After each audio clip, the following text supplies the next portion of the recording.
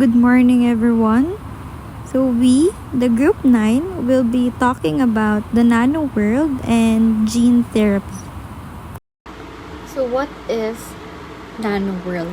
The Nanoworld refers to the world at the nanoscale where the things are measured in nanometers. So 1 nanometers is equals to 1 billionth meter. It's the realm of atoms and molecules. So in the nano world, materials can behave differently than they can do at larger scales. Scientists and engineers use nanotechnology to design new materials, medicines, and devices. So, according to Drexley in 1992, nanotechnology refers to the science, engineering, and technology conducted at the nanoscale. It is concerned with building things, generally materials and devices, on the scale of atoms and molecules. It encompasses science and technology that manufactures materials of great help to the improvement of various areas of society, especially health, environment, energy, electronics, food, water, and agriculture. So how do we view nanomaterials? So the scientists use special types of microscope to view minute nanometers. So the first that they invented is the electron microscope. So the electron microscope was built by the German engineers Ernst Röska and Max Noll. This was built during the 1930s. So this type of microscope utilizes a particle beam of electrons to light up a specimen and develop a well-magnified image. It also produced higher and better resolution than older microscopes because they can magnify objects up to the million times, while conventional light microscopes can magnify objects up to 1,500 times only. So for the scanning electron microscope and transmission electron microscope are the two general types of the electron microscope. So the second way is through the atomic force microscope, or AFM. So this was first developed by Gerd Binnig, Calvin Quate, and Christoph Gerber in 1986. So this makes use of a mechanical probe that gathers information from the surface of the material. So the third one is the scanning electron microscope, or SEM. So this has a special type of microscope which enables scientists to view and manipulate nanoscale particles, atoms, and even small molecules. So in 1986, Gerd Binnig and Heinrich Rohrer won the Nobel Prize in Physics because of this invention.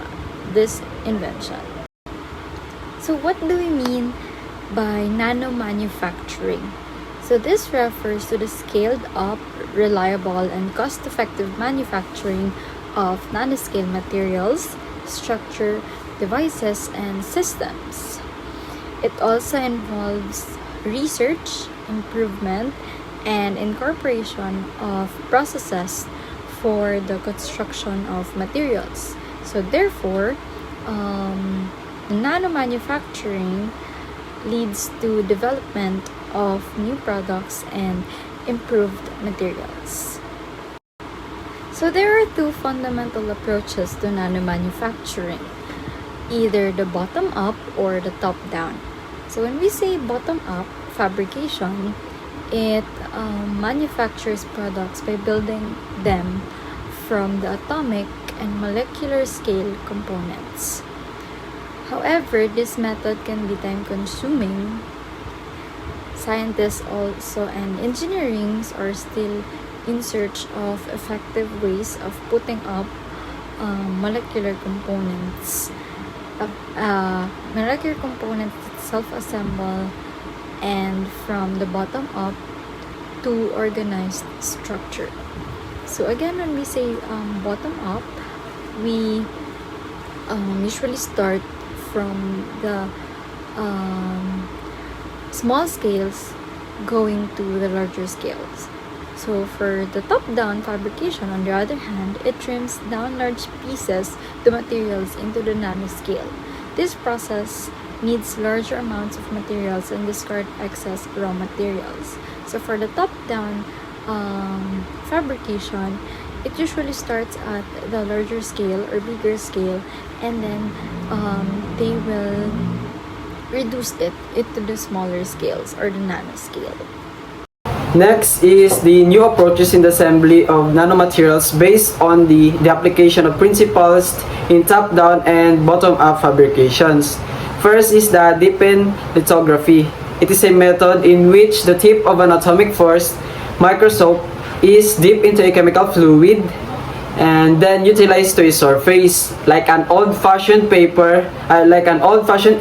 onto a paper. And next is the self-assembly. It depicts an approach wherein a set of components together to mold an organized structure in the upside and in the approach of an outside direction. Next is the chemical vapor deposition. It is a procedure wherein chemicals act in a response to form very pure or high-performing films. Next is the nano-imprint lithography. It is a method of generating nanoscale attributes by stamping or printing them into a surface.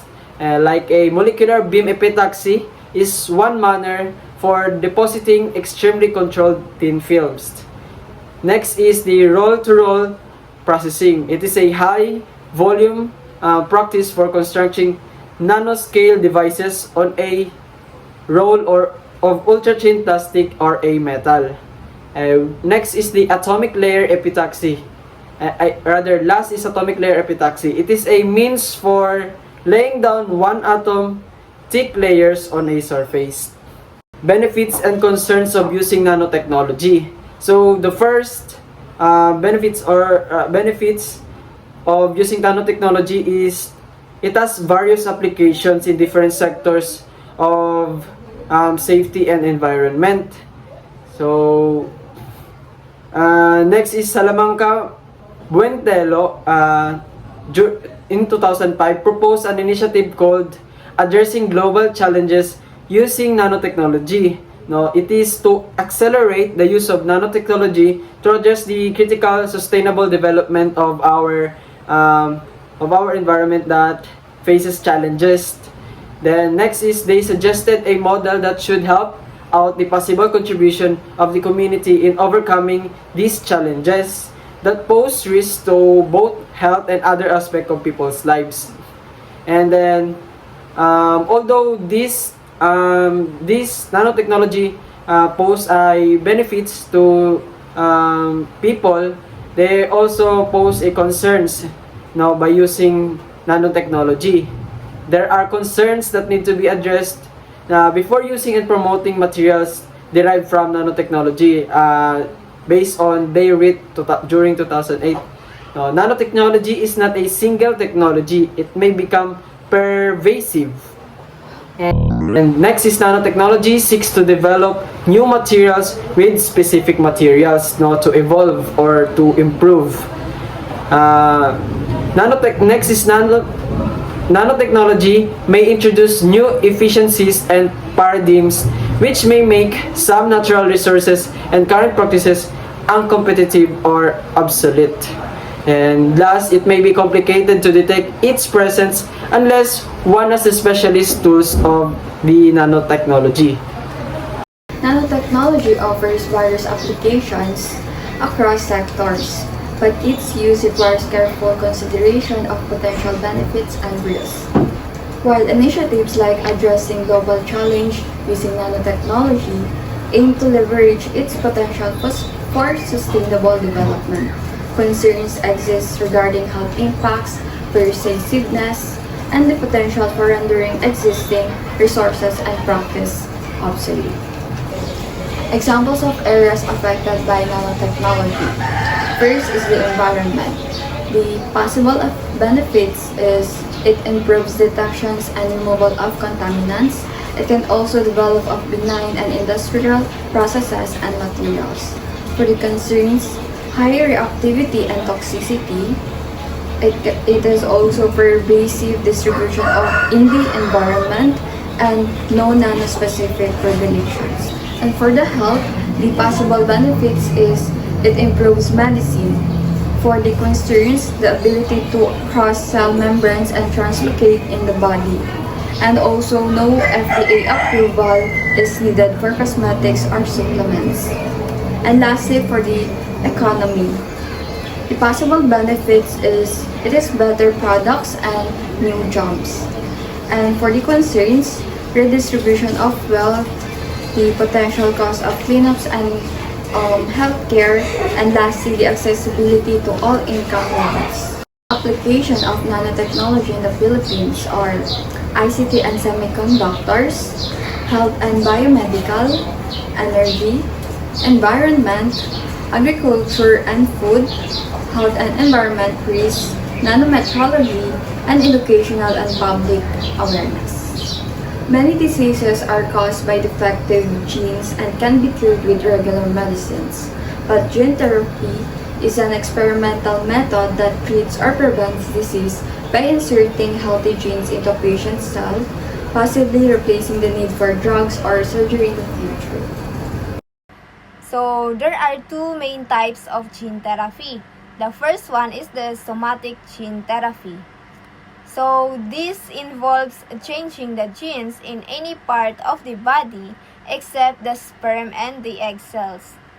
So, the effect of it is that it can help the patient by treating or managing disease, but the changes are not passed on to future generations. So, for example, if someone has genetic disease like cystic fibrosis, doctors may alter their lung cells to improve breathing. So the next type of gene therapy is the germline gene therapy.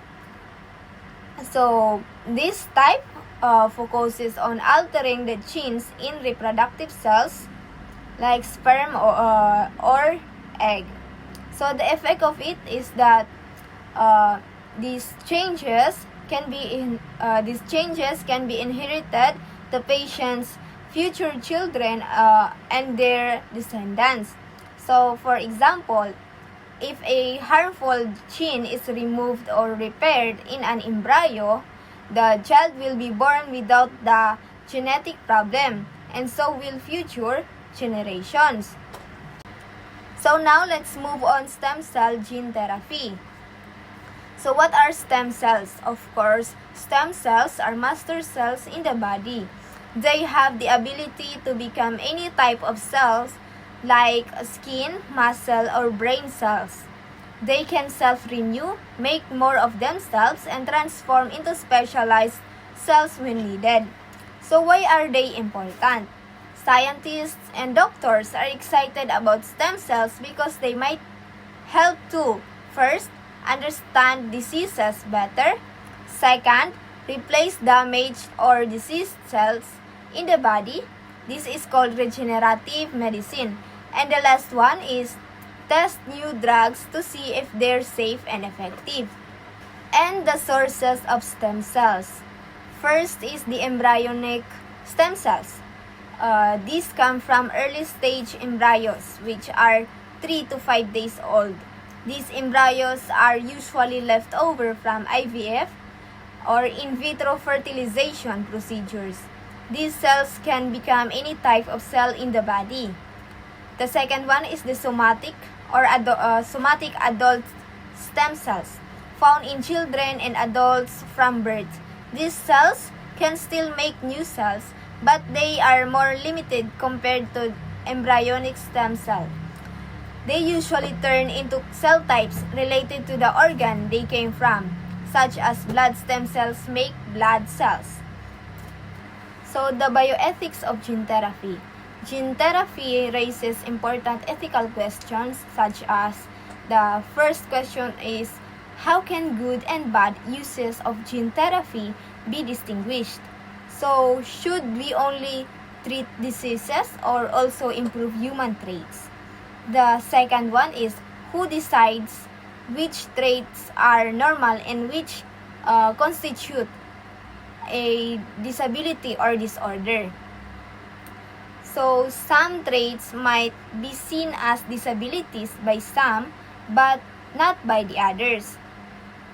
And the third question is, will the high costs of gene therapy make it available only to the wealthy?